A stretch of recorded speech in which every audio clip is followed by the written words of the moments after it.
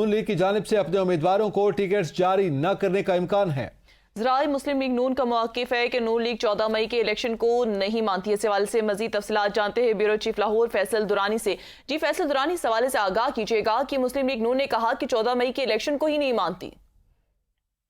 जी बिल्कुल जी, पार्टी ज़राए के मुताबिक जो मुस्लिम लीग नून है उसकी क़यादत ने फैसला किया है कि लीगी उम्मीदवारों के कागजात नामजदगी भी फिलहाल वापस नहीं लिए जाएंगे और अदालती फैसले के बाद उम्मीदवारों को पार्टी टिकट जारी करने पर गौर होगा।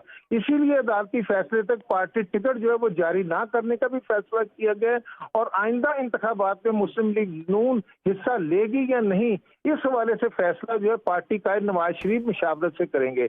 जबकि अदालती फैसले की रोशनी में ईद उल फितर के बाद पार्टी का अहम मुशावरती इजलास भी बुलाए जाने का इम्कान है। जबकि ये भी बताता चलूं कि पार्टी ज़राए के मुताबिक मुस्लिम लीग नून की क़यादत का कहना है कि 14 मई के इंतखाबात के हवाले से मुस्लिम लीग का मौक़िफ़ बड़ा वाज़ेह है और किसी भी उम्मीदवार की टिकट और शेयर के निशान की दरख्वास्त इलेक्शन कमीशन में जमा नहीं करवाई जाएगी।